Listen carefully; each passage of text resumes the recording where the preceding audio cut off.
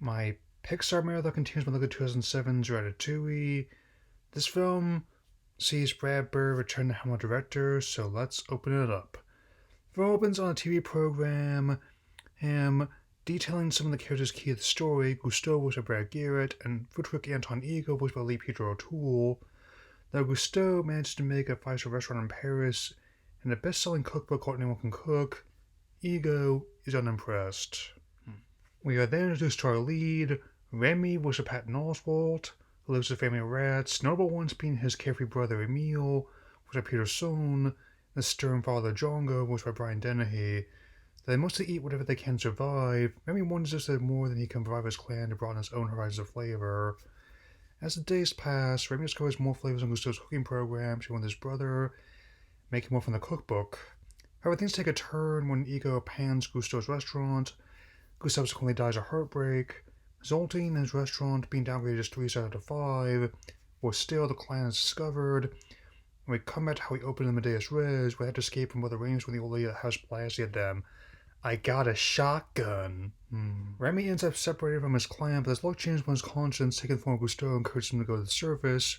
Remy does so and realizes storm dreams carried into Paris. Continues to Gusteau's, and in the past crossed with a young man named Alfredo Linguini, which was Lou Romano, Ray's brother. Gusteau's has quite the crew behind them. There is the Sua Colette, voiced by comedian Janine Garofalo, the sous chef Eric, voiced by Will Arnett, the garde Monsieur Larousse, voiced by James Remar, Matisse A. Patrick, voiced by Tony Fusil, and Saucier Lalo, voiced by Julius Callahan. My personal favorite is Chef de Sol, Mustafa, voiced by John Ratzenberger.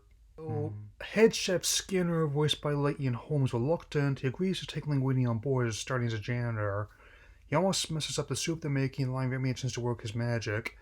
A critic named Leclerc likes it, so his job is safe, for now, but he has the rats of restaurant and closed down.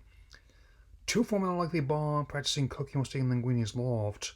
Haven't mentioned this yet, but this is another film that Michael Giacchino does a fantastic job scoring. Hiding Linguini's hat, Remy furthers passion for cooking, and Linguini's accidental success means his job is secure, for now. I just love the ragdoll physics from this partnership, and there will be more to say about that. However, Skinner isn't exactly unscrupulous either, using Gusteau's likeness for a line of frozen entrees with the help of Emma and Francois, also voiced by Julius Callahan. He also discovers that through a letter sent by Gusteau's late lover Renata, that Linguini might be his son. Just to be sure, he consults his attorney, voiced by Teddy Newton, who agrees to do a DNA test to verify the connection before the estate deadline comes. As the days go by, Linguini forms a slow but sure bond with Colette, who is one of my favorite characters in this film and Pixar's canon overall. The soup is a sure hit, but the kitchen is floored one night when they want something new. They pull a recipe from the archives, which, just listing the ingredients, sounds like it tastes terrible. Even the other chefs doubt he can pull it off, since Gusteau himself dismissed it as a failure. However, after Remy decides to improvise, the recipe is a hit, special orders become commonplace. Skinner does get stranded and cleaning his hair from his hat, and we'll come back to that later. For now, how Skinner manages to congratulate Linguini with less than 61 Chateau Latour, and then time to pull out Remy as his helper. This doesn't go as planned, as he starts to get drunk and ramble incoherently, one of my favorite scenes in the film. This movie is still rated G, so no worries to any guy who hears that. Speaking of which, Remy does reunite with his brother Emile, and the rest of his clan is figuratively and literally underground in the city. Linguini is given an all-nighter to clean the kitchen and sleep off the wine. Shenanigans that ensue with Colette do help make the two more than just friends, but it causes a twofold conflict with Linguini and with Django from that reunion I just mentioned. Elsewhere, Ego catches one of Gusteau's renewed popularity, much to the shock spit take of his wine. Back with Skinner and his lawyer, whose name is Talon by the way, the DNA test is a match, effectively making Linguini Gusteau's biological son, and by proxy his rightful heir. With 3 days to the deadline, Skinner tries to keep the secret from Linguini, but this plan goes awry when Remy finds documents that prove it, and Skinner chasing him over the Seine. Linguini finds out who he really is, and Skinner's promptly dropped, along with a bunch more frozen dinners.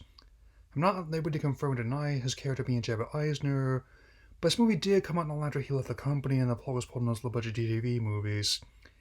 It wouldn't surprise me, but that's a matter for another day. A rift begins forming between Linguini and Remy, which comes at the worst possible time. Right before Ego takes an interest in the restaurant, an eventual Skinner tips off the health inspector about an infestation. So the inspector, whose name is Lassar, by the way, is another character whose voice different depending on which version of the movie you're watching.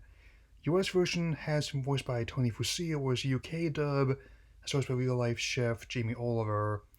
Don't wonder he's so on about the place being healthy. Anyway, the night Ego is to make his return at the same time as Linguini's secret is out, though Colette and especially Remy do agree to lend them their help, especially with the latter's clan pitching in, both in the kitchen and with subduing Lassar to lock him in the pantry.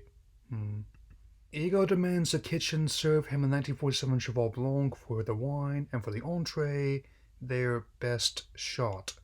Said best shot is titular Ratatouille, which triggers a powerful memory in Ego about growing up in the countryside. Not even the truth about the cook phases him. His glowing review is also one of the things that inspired me to go into writing. I won't be spoiling that here, which will give you an idea of how much of an impact it left on me. Though this effectively ends this chapter of Gusteau's, we close on Linguini continuing to cook with Remy and the rest of the clan, and Ego becoming investor in the new business, the Ratatouille. I may not have known what to make of this film when I first heard about it, but over time, it's become one that I enjoy more every time I get a chance to see it again.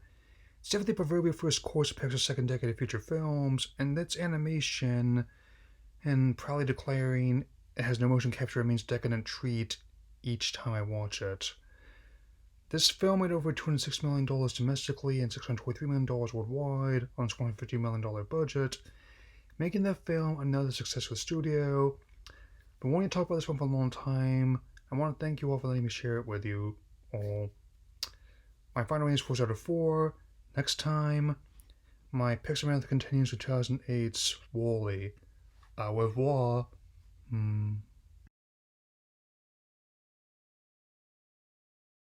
My Pixar marathon continues when I look at 2007's Ratatouille.